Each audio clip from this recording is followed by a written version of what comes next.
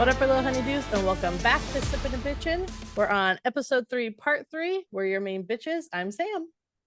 And I'm Steph. Look at you did it on the first go. I know, without any awkward warm-ups or anything. Yeah, I really just didn't want to stare at you. I kind of just had my Alani sit in my mouth and I switched it around a little bit. And then I was like, Honestly, she got look it. back and you're usually sipping when I'm doing the intro. So Sipping and bitchin. We're just being on brand. So part 1 and 2, we tried to keep it between an hour and a half. So we've hit part 3. We're starting at chapter 26.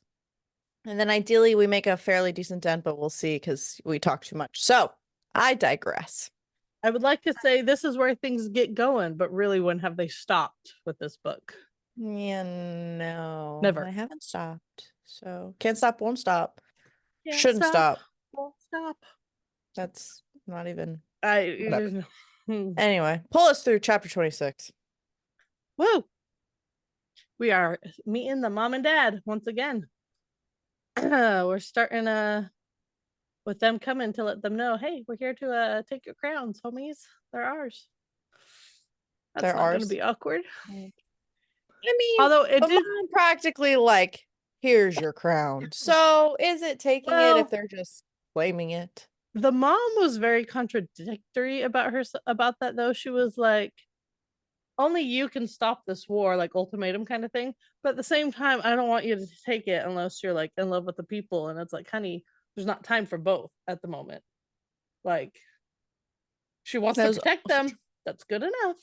But it did start out with like a sweet little moment of Castile hugging his mother. And it was so sweet. Poppy said, watching him be held by his mother it softened every part of me.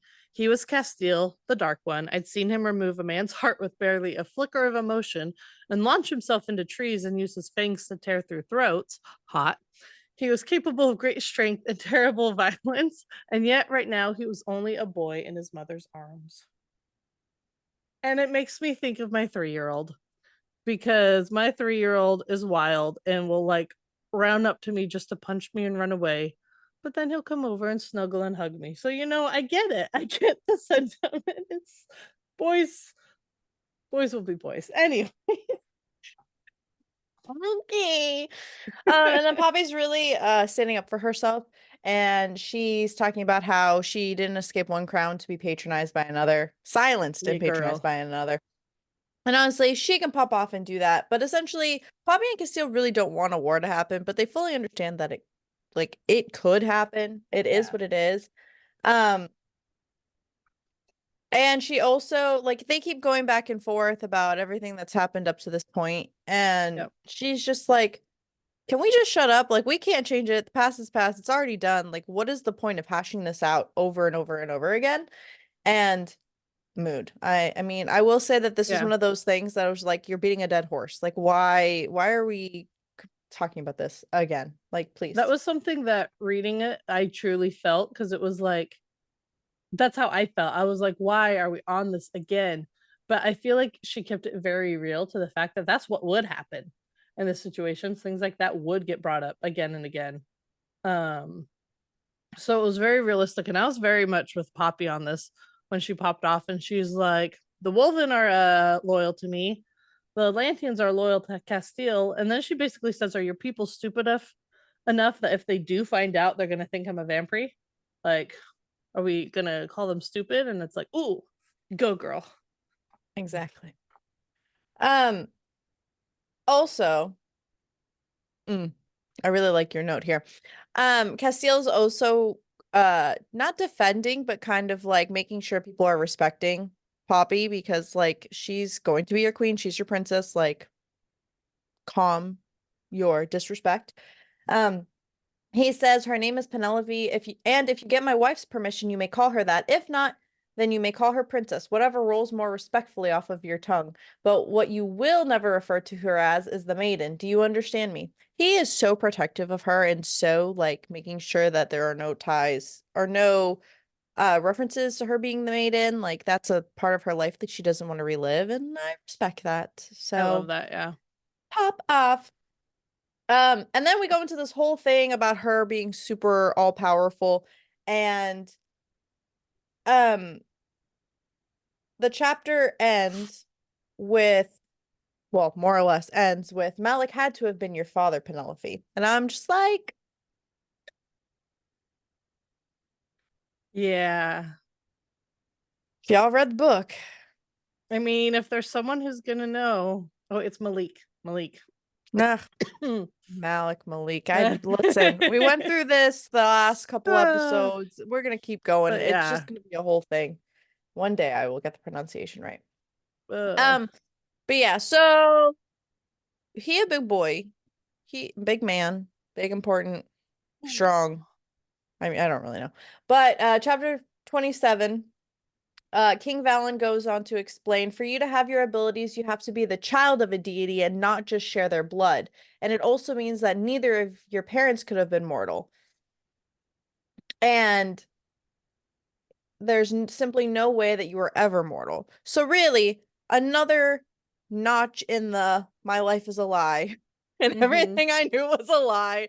It was, I mean, I can only imagine how hard I watch so many like TV shows and I read so many books that are just like, you think your life is one way, or you think you're on this path, and then you're just like, everything you knew was a lie. Literally, a book I finished yesterday was just like, I knew all of this to be true, and it was just like a rom-com. It wasn't a fantasy. Yeah. I knew all of this to be true, and then like some, not plot twist, but some changing shift happened, and it was like every single thing is a lie. Like, Oh, are you joking? And it like affected trauma. It affected her upbringing and everything like that. And I was just like, that's rough. hard because like she's been told this over and over again that all these things are a possibility, but no one who's told her this has like known for sure.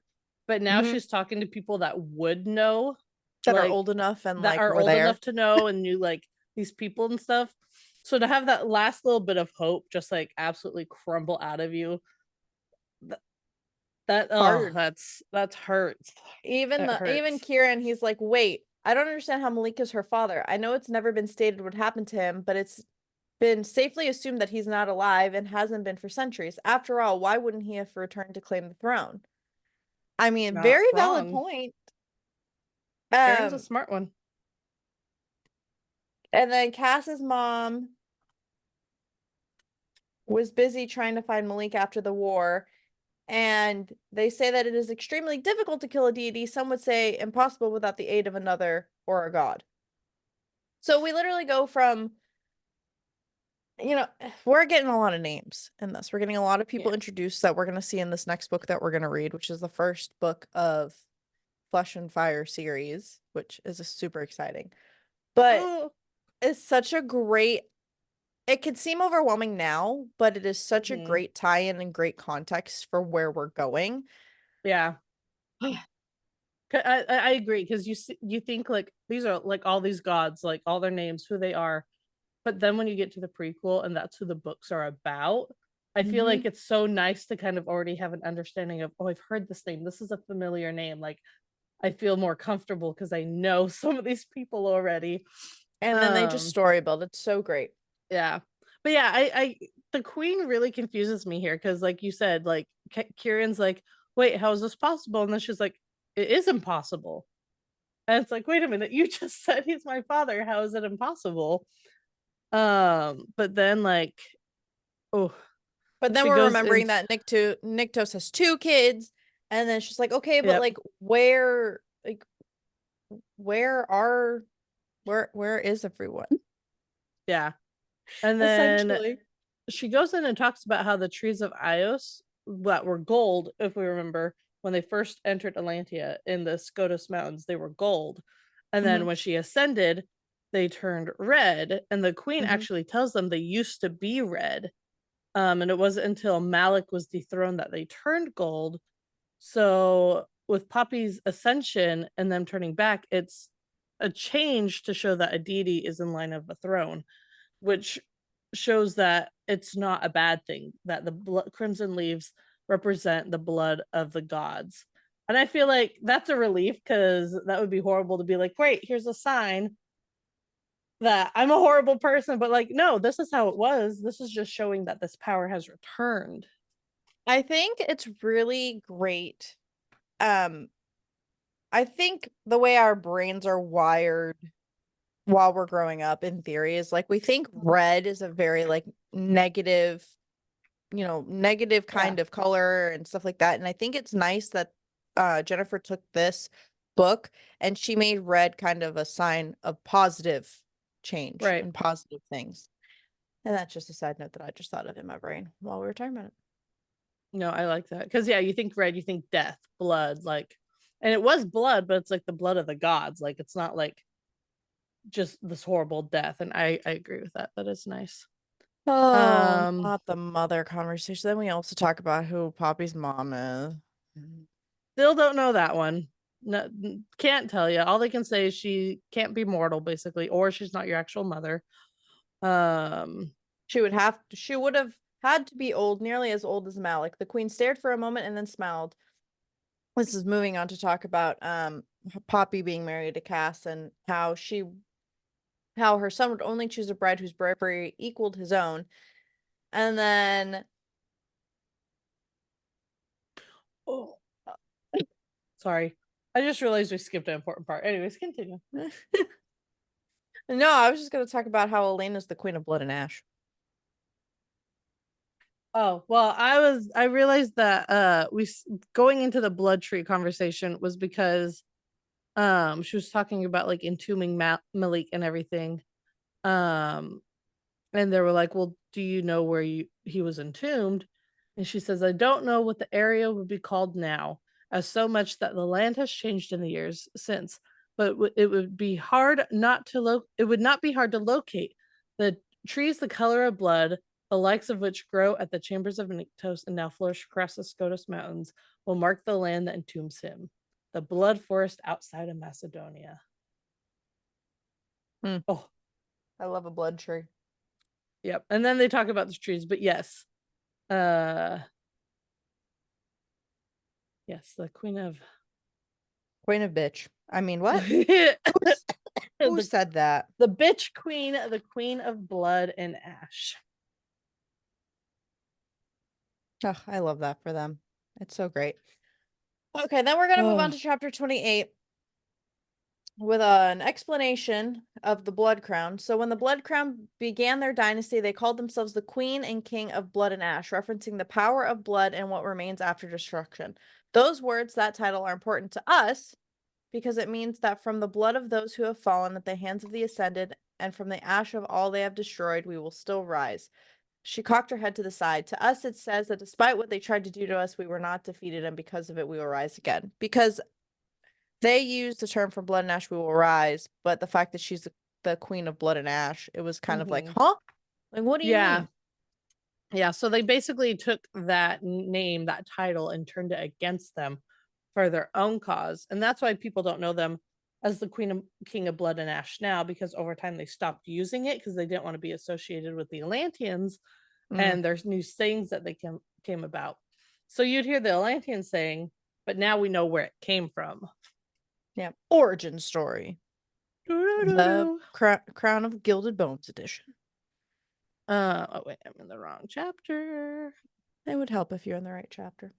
You would This is a think. lot of this is a lot of Poppy processing. I will say that a good chunk of this book is Poppy just trying to understand like how she got to this point because Yep. she even now she's just like it's just that I spent my whole life wondering how I survived that night, why I was chosen to be the maiden. And now that I know why, I have more questions because I was told so many lies. It's just a lot to process. No matter what Yep. Alistair or the unseen believe, I am not the sum of my blood that courses through my veins. So she's still on the am I a monster? I'm not a monster, but also like this is so much. I am descended from these powerful ass people and I don't know what that means. Who like really they assume who her parents are, but they still don't fully like we all nothing's confirmed. Yeah. So it's just like, huh? Oh, I don't know. My Yep. brain. And then This is a lot. Miss Queenie over here is standing up a little bit for him, saying he wasn't always a bad ruler. It's just uh She said he wasn't a bad ruler. For a long time, he was fair and just, and he could be very generous and kind. He was never abusive toward me or intentionally cruel. And Poppy's like, but he was unfaithful to you a lot. And then she started to apologize for being blunt and saying that. And she says, no need to apologize. He was unfaithful, and yes, repeatedly. The man had two heads, and I'm sure you can guess which one he used most. And that I took mean, Poppy a moment to understand, but once she did, but she continues on to oh, sorry, to say he wasn't like that when we first met. It was only toward the end that I started to see this stirring inside of him, this great unrest that I came to believe, even before what he had done with his mistress, was because he was becoming something else. I don't know what happened, what changed him so much he was no longer satisfied with me and the life we were trying to build. Why the generosity and kindness that had once been second nature to him faded. But I know it was no fault of mine, and I have long since stopped wondering and caring about why he sought completion and purpose in the arms of others. What I'm trying to say is that your father wasn't a monster, Penelope. He was a deity, the most powerful one there was, but he was still a man who became lost. yes, and then they're talking about taking the throne, like her and Cass taking the throne, and Poppy's asking if she thinks Cass will be fit, essentially because he ascended her. And the queen goes, but I do not believe Castile would have attempted to take the throne if you had become a vampire. I know my son. He would have taken you and left, not risking your life for Atlantia. Malik wanted Atlantia and his vampire mistress. While the risk he took disturbs me, the situations are not the same. So she fully recognizes that, like, yes, the situations are similar, but the people and the course of action they would have taken is very different. And Yeah. I respect her a lot. She had to go through, I mean, I get it, they're old, but man, the growth you have to go through to know your husband repeatedly cheated on you and then did monstrous things and say, but I know it's not my fault. I'm like, can't be me because anything minor happens and I'm like, it's my fault. I'm horrible. Like, so I'm You're proud not of her wrong. so being able to recognize that she couldn't have done anything and she did what she could do. And I'm I glad that agree. she recognized that Castile is his own person and not Malik, and the intentions were different. Yeah, and they also go into like the whole betrayal, which honestly, y'all, she already Mhm. married him at this point. Like, can we calm down? But I highlighted this quote while I was rereading. I think you highlighted this quote and then I shared it. Um, but Yes, it yes, yes, says, yes. I think too much value is given to forgiveness when it's easier to forgive, but far harder to forget. That understanding and acceptance is far more important than forgiving someone. I understand why he lied. That doesn't mean I agree with it or that it's okay, but I have accepted it and I've moved on. We've moved on. And I think that that is so relevant to real life too. It's just like you don't necessarily have to forgive somebody, but you can still understand and still move on and reach a point Yes. of peace, for lack of a better term. Yeah, and I Um, agree with her saying that there's too much value given to forgiveness because I feel like it's easy to be like, "Oh, I forgive you, whatever." Like, but showing the actions of like that forgiveness, I think, is more important. That you don't hold it against them because people will be like, "Oh, I forgive you," and then keep bringing it up later as like a way to bring them down or to use against them, kind of thing.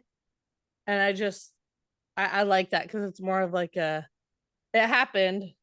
I accept it. Let's move on. Like the moving on is the important part of all of yep. that.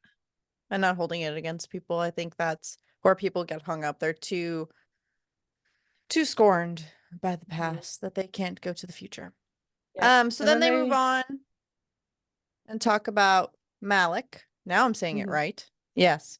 And the queen is saying that even if her son is alive, like he's not going to be the same. And she kind of alludes to like it might be better if, like, honestly, it could be better if he was dead because then he'd mhm. be at peace essentially. Um, and she feels guilty because obviously that's your kid and like you don't want to wish ill will on your kid, but also Poppy's like, no, there's nothing wrong with you wanting peace for your son. Like, Yeah. I completely understand. And honestly, I respect her a lot for being vulnerable. Um, and it also kind of they talk about, Ian and like what she might have to do for Ian, like if he's not the person that she used to know. Mhm. And that takes a lot of strength to be like, I love you so much, but I know I might have to kill you. Like that is Yeah. really intense. Yeah, it's really hard. And then I like that the mother calls her logical, and she says that Castile wouldn't agree with that. I just like this part because of Kieran. She says that doesn't surprise me. Most men wouldn't know logic if it smacked them in the face. And she laughed, but part of it was because of Kieran's reactive frown. That's just a funny moment. But then they continued to talk about their plans Mm-hmm. and what and how Castile doesn't understand what's been going on, so he wouldn't know like what exactly has started to unfold. But she says that basically they have an army basically waiting at the foothills of the Scotus Mountain. And Kieran is surprised by this. Poppy's surprised by this. She says Castile's being told that probably right now by her father, by his father. And she said, if we cross it, we will go after every ascended. There will be no chances for them to prove they can control their bloodlust, that they can rule without tyranny and oppression.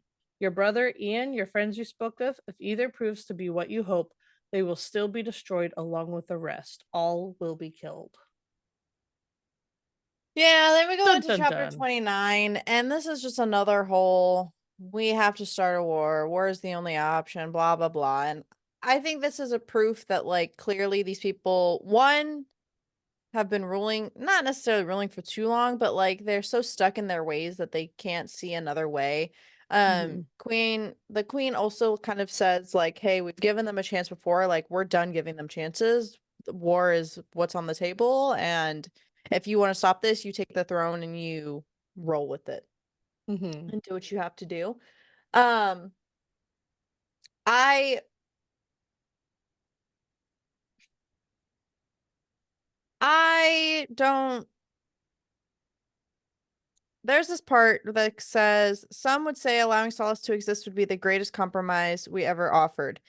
And Poppy goes, "I would say that doesn't sound like a compromise at all. It sounds like Atlantia basically closed their borders and spent centuries preparing for war, biding their time instead of trying to negotiate with Solace despite the failures of the past. Meanwhile, the Ascended continued to grow, to kill, and to terrorize. So no, that doesn't sound like compromise. It sounds like complicity to me. And trust me, I would know since I was complicit for years. The only difference is that I didn't know the truth, and that is a poor excuse when all I had to do was open my eyes to what was really happening. However, those within Atlantia always knew the truth and did nothing, allowing the Ascended to take root." And honestly, pop off, girlfriend, because that Yep. is so true. It's just like you're hiding and you're waiting and you're just like waiting for the shoe to drop, essentially, instead of doing what Right. needed to be done. Because basically at this point the elders are saying like, not the elders, but the king and queen are saying like they can't do anything else, when really they're doing this because they know their people will be upset if they don't. That's one of those times where I'm like, you're the king and queen, like you can make those decisions like ultimately. But they're just like, no, we have to. There's nothing we can do. And then she goes to tell them that only the king and queen can stop war from happening now. And Poppy's like, well, then stop it. And the queen just kind of looks at her and she realizes what she means. She's saying not them as the king and queen. They're not going to Her do and anything, Cass. but her and Cass, if they become king and queen, have to do it. And oh, you're already trying to decide, do I want to do this? And then you hear, oh, everyone's going to die, including your brother, unless you take the throne. And Well, it's the like, beautiful thing okay. is that they're having this whole conversation, and Poppy's still not sold on taking the throne. Mm-mm. And Poppy's like, "Just because I don't want to make war doesn't mean I am fit to rule." And the queen goes, "Because you are willing to think of the people, speak your mind, and do what is necessary, even if it kills a tender part of you, means you are fit enough to wear the crown. Ruling a kingdom can be learned." And I think that that is such a s- beautiful kind of conversation that they're having, because it's just Mhm. like, you understand, she's always understood what needs to be done, despite how tough and how hard it would be for her. She always puts other people first. Yeah. And the fact that the queen is even like, "Listen, you have a good head on your shoulders. You can make these decisions. You can learn how to curtsy later." Yeah. Like learn the political shit later. Learn the the etiquette and everything later, but you have what you need now to at least get started. And she's just And like, at the end of the day, don't take the crown just for to find the boys, like her brother and yeah. Castile's brother. She wants her to take the crown because she loves Atlantia, because you love her people and her land. I want you to love Atlantia as much as Castile does, as much as his father and I do. That is what I want. And I'm just like, she's been there a whole 2 minutes. Love is a very strong word. She took like 2.5 Yeah. books to say, I love you to Castile. Can we calm down Well, I just mean, a she little did bit? say, if you don't love Atlantia now, I don't blame you. You haven't had the greatest experience, and I fear that you will not have time to fall in love before you must make your choice. And then she's like, well, how long do I have? And she's like, a little over a week if you're lucky. And it's like, oh, okay. But no, it doesn't stop there. It's not like, oh, that's the choice, because here comes Castile and Valen, and oh, who's with them? Oh, that's our friend Vanetta from Spess's End. What's she doing here? Oh, the Ascended are at Spess's End. Okay. What Ascended? Oh, not just regular Ascended, but Poppy's brother. Dun dun dun. Like, what a quinkydink. So not here's the whiplash, guys. They gotta go back to Spess's End. They can't just leave this poor, poor place alone. Nope. And then we go into chapter 30. And Poppy Vanetta is telling her that she could sense the vampire he was ascended. So we know that he is of the ascended bloodline. And Poppy got big mad. I mean, of course she Like, did. she went all glowy and almost got people killed if she wanted to, because the Wolven were so like ready to attack because they could feel her anger. So that's fun. Like, literally says, anger and grief rushed through me like a river swelling over its banks. Off in the distance, I heard a wolven's mournful howl. And then like Vanetta's dropped hands and like started to like feel stuff and was wailing and stuff. Um the anger kept growing inside her. And she just it's kind of like in the cavern. She just wanted to destroy something. She wanted to see those armies that Queen Elena whatever had spoken to be unleashed. She gets very murder happy when she's in these like power fits. She wanted to watch just everything burn and destroy. And I think this is cute. Poppy, Kieran's voice sounded wrong, scratchy and full of rocks as he touched my arm and then my cheek. And that's cute. Like, he's like feeling this and he's like trying to calm her, like, and then Castile had to come in and get her to calm down. And then she calms down. But yeah, that would she's not feeling too great about learning. It's another one of those cracks of like all that hope is lost. Because part of her was still hoping that somehow Ian wasn't ascended, somehow he was like her. But here was that other crumble just gone again. I And think so something beautiful about this chapter is, despite, you can see how much the king and Cass both love their wives. Like, I think it's very much like empathy to its fullest, where it's just like, the king was just like, I can respect your desire to care for your wife's needs, but the kingdom always comes first, whether you're the prince or the king. But in the same token, King Valen's just like, I'm gonna protect my wife no matter what. So he's literally pot meat kettle. Like, I don't yeah. bruh. What do you mean? Um, but I don't know. I love what They're gonna Castile be great. says to that, though. It's like, it's a damn shame if you really believe that. Because to me, attending to each other's needs ensures that the kingdom's needs can be met. One cannot happen without the other. And I agree with that. Like, I get he's been king for so long that he's like, nah, the kingdom comes first. But Castile's like, no, we come first and then the kingdom. Like, But we I think can't rule that's the kingdom without each other. but I also think it's beautiful because even talking about the crest, like Poppy wanting in them to be equal, the sword and the arrow, like that shows a team and a partnership. Not to say King Valen and the Queen aren't like a partnership, but it seems very old school.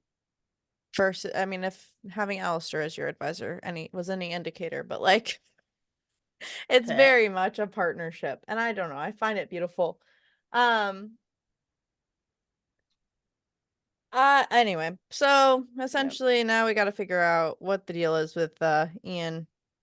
Yep, they got to go back. Kira and Jasper are They gotta talking just to claim the throne. Poppy. Yeah. But Jasper's talking to them. He's coming back with them. And Poppy's like, but what about Kira? And Kira's like, I'm fine. I'm not giving I'm birth any pregnant. day. I'm He'll be pregnant. here. Y'all go ahead. I'm gonna stay pregnant while y'all go. Don't you Yeah. worry. And yeah.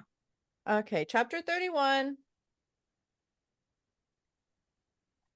I'm They're sorry. traveling. The first the first bullet point.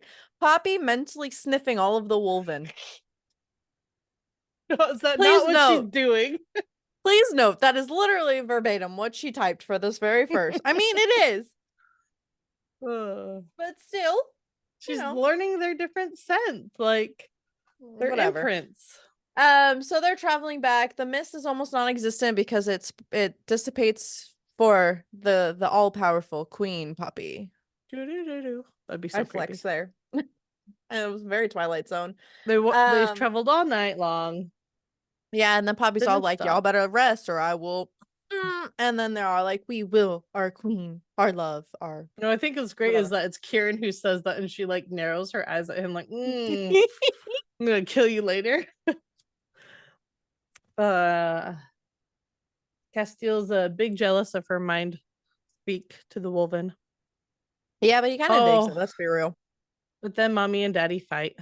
They're always fighting. Physically, yes. This is like one of their first real big fights, especially as like a married couple. Where she's basically being like, you can't stop me from going out there, and he's like, I'm not trying to stop you, but I am trying to like make sure you don't die in the process. And he's like, are you listening to me? She said, unfortunately. But yeah, so okay, so this is my thing, is I completely understand where they're coming from between him and Kieran. Like, y'all need like the protection thing. I very much get it, but in the same note, we just had this conversation how we weren't going, like, they understand she can defend herself. They know what needs to be done, kind of thing. I guess the emotion of it all really is divisive, because it's like in one breath they're like, you can defend yourself and we're never going to stop you from protecting yourself, but in the same token they're like, are you going to give yourself up to save somebody you love? Like, probably, maybe. So like, maybe sit this one out. Like, I get it, but I think they need to give this girl more credit. She has grown so much just in these 30 some odd chapters that it's just like, calm down. Like, what kind of, they've even said it, what kind of king and queen would they be if they didn't fight on the front line or like put themselves out there for this whole thing? right. That's my, and I agree, but thing. Castile has a good point of worrying about her, considering he just saw what she did just by hearing he's not ascended anymore. Like, I get that he would be kind of worried for her, but he even says that, I fear what will happen when you see Ian and you no longer recognize him. And I don't fear your anger or what you do with that wealth of power in you. I don't fear that at all. I fear what it will do to you, the knowledge that your brother is truly gone. And so he's ultimately protecting her to the core. He's like, I'm not scared of your power. I'm not scared that you could kill us all with a thought. I'm just scared of what this is going to do to you. And I can't be mad at him for that, because that's you know, and then he uses what he's got to help convince her. This is one of the more powerful spicy scenes, I feel like because this is one where Poppy kind of is like, I'm gonna take some control. But for more on that, chapter notes, read the book. Chapter 32. Well, near the end of it, though, he made her like promise that if she can't safely do what she thinks she needs to do to Ian, that she won't. And she promises in the heat of the moment, literally the heat of the moment. But she says, but when the tremor subsided and Castile eased us onto our sides, my promise to him returned like a vengeful ghost, there to warn me that I might not be able to keep it. So don't make promises during sex, guys, because it's gonna feel different when it's over and all that's draining out. Anyways, Chapter Uh, 32. yeah, then they arrive at the end of chapter 31. Chapter 32. Poppy takes a moment to learn about strategies when meeting with the Ascended. She's really, trying to be educated and doing her best to not, you know, Yeah. be a fork She up. wants to understand. She just doesn't want to be on the sidelines. She wants to see what they see. Um, the knights had new pieces of attire. Their helmets were adorned with combs made of horsehair and shone red in the moonlight. Red painted masks with slits for eyes, gross fitted tightly to the upper parts of the knights' faces and hid their identities. They reminded me of the masks worn during the rite. And then she saw Ian. Do-do-do-do. Um, so he essentially brought a message that the true queen, okay, has requested a meeting with the prince and princess of Atlantia. And and their response was funny. We wish to speak to the false queen as well. And then they find out that she knows about the armies gathering to the north. Well, we Yeah, find they that find out anyway. that a lot of their huh? Yeah, a lot of their like secret or quote Yeah, unquote secret plotting and has been for naught. then who do they think of when they realize this? Freaking Alistair. Yeah, well, he's a dingle. Shocker. Asshat. Even in death, he's still ruining their lives. Yep. Um, and we learn more about revenants. Rev? Why Yes. does that look weird? Anyway, I can't read today, but we Yeah, learn more about the revenants. Ian says you could have hundreds of thousands of soldiers, half of them woven larger than the ones before me, and you would not defeat what the queen has created. And they're like, what has the queen created, Ian? And he's like, let's hope you never find out. And she's like, I want to find out. And they're like, oh, if it's more knights, we can take that. And he said, no, the revenants are not knights. They are not ascended, mortal, or Atlantean. They are something far more unique than that. And so, yeah, I think that's why we're here about Revenant for the first time. And we're just like, huh? What's that? Yeah, and so then Poppy's just like, killing him ain't the move. And he asks for a hug, like as they're like parting ways. And Weird. homeboy comes through and he goes in her ear, he goes, Poppy, listen to me. I know the truth. Wake Nyktos, only his guards can stop the blood crown. I remember reading this for the Bruh. first time and I was like, what? I Wait, screamed. Nyktos, what? I screamed. I was like, What are you talking about? I was more freaking out that Ian was still Ian. I thought he was corrupt. And that cracked me up. And then we go into chapter 33. And then we're like, all right, so can we trust Ian? In my brain, I'm just like, all right, homeboy wouldn't have like in my head, I was giving him the benefit of the doubt. I was like, homeboy wouldn't have like risked his life and whispered in your ear if that wasn't true. And then they're trying to figure out like, are y'all seriously gonna wake Nyktos? Like, hello? He's a god, like the god of death and life. That uh yeah. Oh yeah, then we realized that Alistair not shit the bed. Yep. And what my Alistair father said, only the council knew about it. So Alistair. and and then Poppy decides that she wants to take the crown. Yes. And um so it says here in the book, my heart skipped a beat. It is after he asked if it's her choice to take the crown. It was only 2 words, but they were life altering and terrifying. And it was strange to think that before I could remember being called the maiden, forces had been at play that strove to stop this very moment from happening. There was a bitter sweetness to this, but there was also a sense of rightness that buzzed through my veins. You go, girl, in the blood of the gods. Like what I felt when I first stood at the chambers, I almost expected the ground to tremble and the skies to open. But I just her Call for my realization queen. of like, I'm taking this crown and we're gonna do this, like that's legit. And then he goes, tomorrow we will live for the capital where we would take the crown and then we would travel to Elysium and wake the King of Gods. Dun dun dun. In my brain, I said dun dun dun, and you typed dun dun dun. You're welcome. And then she has another nightmare. still with a cloaked dude. That's quote unquote the dark one, like Alistair Mhm. said. So what does that What's mean? Like, going on? let's go on an adventure, y'all. Chapter a lot of this is like traveling back and forth and kind of getting to where they need to go. Yep, back to Science Cove. That Uh whiplash be lashing, as yep, Sam likes to put in the show notes. yep. Anyways, Poppy gets some clothes that actually fit her for once, her clothes that they got for her tailored already. It must be nice after wearing so many array of clothes to finally have ones that are made for you. Like I would feel 100%. a lot more comfortable. Um yeah. They start their travels to Evamon.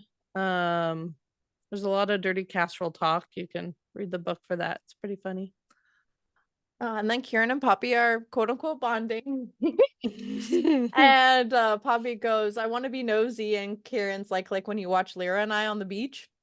Ooh, And he ooh, was like, girl. you're not gonna deny it. And she's like, what's the point? And Kieran goes, intriguing. And I'm like, Him and Yeah, Castile going intriguing.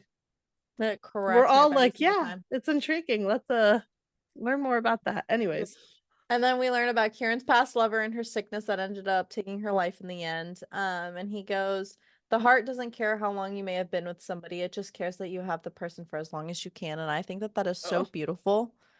Kieran, I love you. Same though. Uh Poppy says she wants her own horse to ride into Evamon with because she doesn't want to seem helpless and like she needs someone to ride a horse for her. Mood. And Emil is flirting with her and going to get it, and Castile wants to rip his lips from his face. So, flirting Violence. with It's death. always violence. And then our faceless wonders come back. Ugh, they're gross. Like They're honestly, so if gross. if this was a show, which I think, spoiler alert, they're trying to turn this into a show or a movie or something. But I don't see what these things look like because I'm gonna have nightmares about them. Okay, Like, you want to know? respectfully. I get they're supposed to look like people, but without like a face, but that's not what I imagine. You know what I imagine? I remember the thumb minions from Spy Kids running after. You know what's funny is I also had nightmares about thumb things after I watched Spy Kids. Okay, no, that whole villain era, like it was like creepy. It's like Mm-hmm. okay, and I have absolutely no problems with this casting, but it's like the Johnny Depp Willy Wonka kind of creepy, but Oh like yeah, Spy Kids. You know what I mean? Like yeah. it's just kind of that vibe where it's not necessarily a bad thing, like it worked and it fit for that film, but it was It's creepy. creepy. I can't help but imagine these things as those. Anyways, uh, get attacked, big mad, Big lots of mad. fighting. Castile's really mad. Barely a flesh wound. Won't be able to say the same for those dead fucks, is what he says. So yeah. Poppy's watching all this go on and she's like, this is gonna end up with someone getting seriously hurt with how many people are there. So she takes it She on calls herself. upon the powers of her dead ancestors. Well, Yeah. her descendants. Let me not say dead ancestors. Her They're sleeping. Silvery Yeah. white embers erupted over my skin, and out of the corner of my eye, I saw Castile step back and the woven retreat. Get him, girl. Sounds like you're Yeah. sicking a dog on him. I can't. I even said in my notes, I was like, never say that again, Castile. But she basically takes them all out at the same time. And Castile's turned on, and they're asking if she's okay and like what was going on. Like, what did they really hope to accomplish, is what was asked. And Poppy said, they don't want me to take the crown. They failed. So will anyone else who thinks they can stop me. Oh, Sweet you go, girl. girlfriend. And then we go into chapter 35, where we get our first glimpse of Avamon.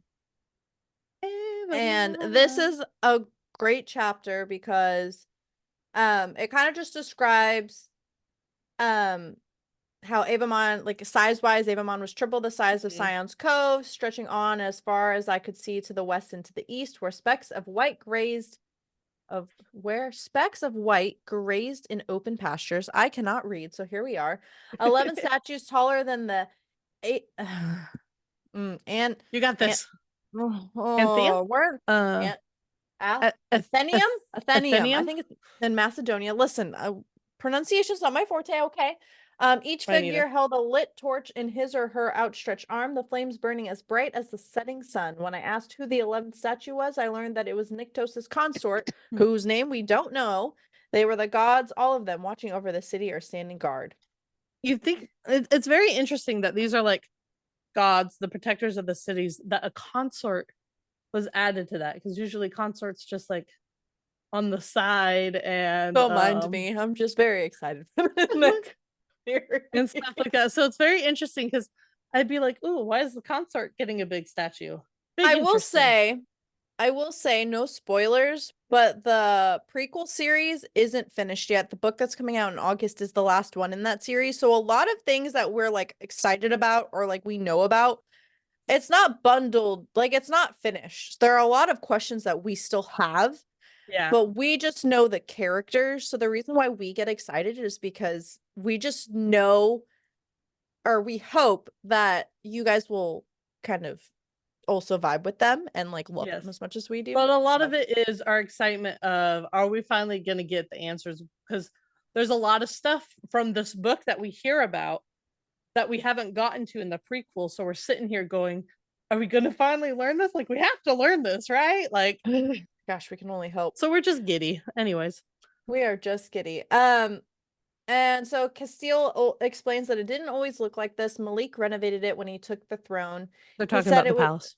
yes. He said it was to honor Nyctos, claiming it was more in line with the temple in Elysium, from what I recall. And then Poppy thinks it over and says, "Do you think he traveled to Elysium? I don't know, but it's possible. Otherwise, how would he know what the temples looked like here?" Good question. So the temples are made of shadowstone, a material that was mined in the Shadowlands and transported over to this realm ages ago by gods, depositing some of it in the Elysium peaks. Oh, yep. Elysium Peaks. Yeah. I'm having a stroke, so don't worry about it. We meet Perry, who I absolutely love. Love good Perry. And Perry asks about Delano. Poppy notices the taste of smoky attraction. And I mean, I love it. Castile goes to Poppy and says, "You faced Craven and vampires, men wearing masks of human flesh, ill. Creatures without faces, also ill, and stared down Atlanteans who wanted to harm you with the kind of strength and bravery most lack. Remember what you are, fearless." All I could think was Taylor Swift. Anyway, you are a descendant of the gods, Poppy. You run from no one and nothing. And I That mean, was he ain't Kieran wrong, saying though. that to her. Because that second part was Kieran, because it said fingers touched the other side of my cheek, and Kieran's pale eyes looked into Yes. me. And then he said, "You're descendant of the gods, Poppy. You run from no one and nothing." Oh, And we it is love our we love our threesome. hype man. Oh, yeah, we love our hype man. So sorry. I thought we were going a different direction. We were No, unaligned. I agree with you too. Like, I'm not gonna disagree. And then they go to face the parents, and the chapter ends with, "We have come to claim what is mine, the crown and the kingdom." Dun dun dun. And that wraps up part 3. We'll finish the book in part 4. And this ride is amazing, and I love going on this journey with you all. Sippin' and bitchin' on everything, and then just stay tuned tomorrow, because literally I'm just gonna drop these one after the other because you know we have no self-control. Sippin' and bitchin' on all the things. Patreon, if you're interested, is linked on our Instagram. Yep. And the show notes are already up there, part 1 and 2. catch Are up. everywhere. If you are part of the Smut Slut tier, you get all these videos before everyone else. So that's Yeah, something to think about, along with like more behind special. the scene clips. And you know, potential reading of smut scenes. Oh my God, could you imagine we just reread Miss Willa's diary? Anyway, that's a story for another time. But we'll catch you later, bitches.